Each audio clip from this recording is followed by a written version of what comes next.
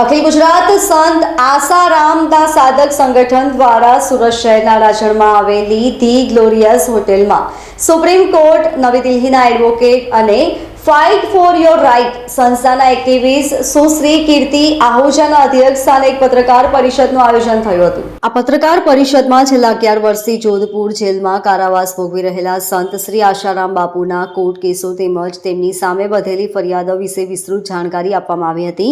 આ સાથે સાથે ભારતીય બંધારણ અને માનવાધિકારો મુજબ કોઈ પણ સજા ભોગવી રહેલા કેદીઓને કયા કયા હકો પ્રાપ્ત છે તે વિષયે પણ કાયદાકીય ભાષામાં વિસ્તૃત જાણકારી આપવામાં આવી હતી। આ પત્રકાર પરિષદમાં સુશ્રી કીર્તિ આહુજાએ વિગતો આપતા જણાવ્યું હતું કે રાજસ્થાન અને ગુજરાતના કેસોમાં સંત આસારામ બાપુને જિલ્લા ન્યાયાલયોએ જે પણ ચુકાદાઓ આપ્યા છે તે ચુકાદાઓનો મેં ઝીણવટપૂર્વક અભ્યાસ કર્યો છે। જિલ્લા ન્યાયાલયોના ચુકાદાઓ સામે હાઈકોર્ટે અને ત્યારબાદ સુપ્રીમ કોર્ટમાં અપીલ પણ કરવાનો હક છે, ત્યારે તેનો સુચારુ ઉપયોગ કરી તમામ બાબતોના સાચા આધાર, પુરાવો અને સાક્ષીઓના નિવેદનો અપીલના સામે કોર્ટમાં રજૂ કરવાથી ન્યાયાલયો જરૂર ધ્યાન પર લેતા હોય છે, एम તેમણે વધુમાં જણાવ્યું હતું।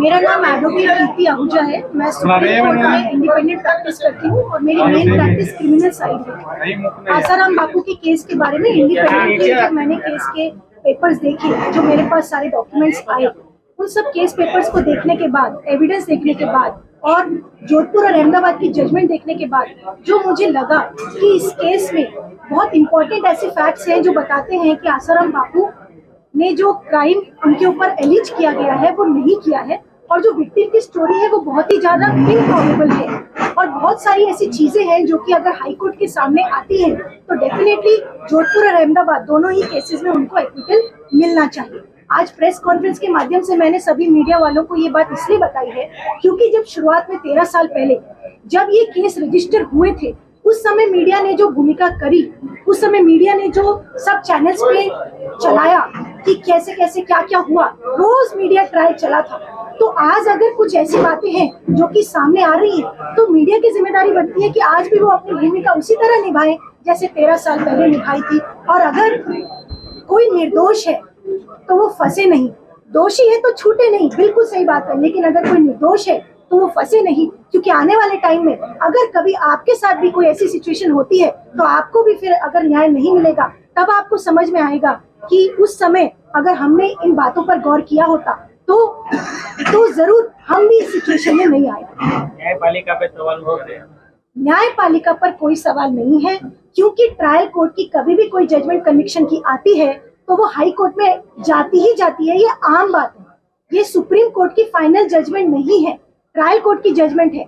और ट्रायल कोर्ट की जजमेंट आने के बाद से आपने देखा होगा बहुत सारे मीडिया चैनल्स पे दूसरे केसेस में भी क्या पैनल नहीं बैठते हैं कि ट्रायल कोर्ट की जजमेंट सही है कि नहीं है। जैसे कि तरुण तेजपाल का केस था, जजमेंट आने के बाद से क्या मीडिया बैठी नहीं थी कि ये सही है कि नहीं है? क्या वहां पे सारे लॉयर्स बैठ के डिस्कस नहीं कर रहे थे? तमाम ऐसे केसेस सामने आते हैं जिसमें ट्रायल कोर्ट की जजमेंट आने के बाद से डिस्कशन होता है कि whether this judgement is right और रॉन्ग। एंड अगर हम कोई जजमेंट के बारे में कुछ भी बता रहे हैं, एनालिसिस कर रहे हैं, तो दैट डज नॉट मीन कि हम जजेस को क्रिटिसाइज कर रहे हैं या जजेस के बारे में कुछ बोल रहे हैं। उनका नजरिया, उनका एंगल उस समय जो फैक्ट्स पर था उन्होंने अपने तरीके से किया। अब हाई कोर्ट देखिए कि हाई कोर्ट बनी इसलिए है कि ट्रायल कोर्ट जहाँ पर गलती कर देगी तो हाई कोर्ट सुधारेगी, और सुप्रीम कोर्ट किस लिए बनी है?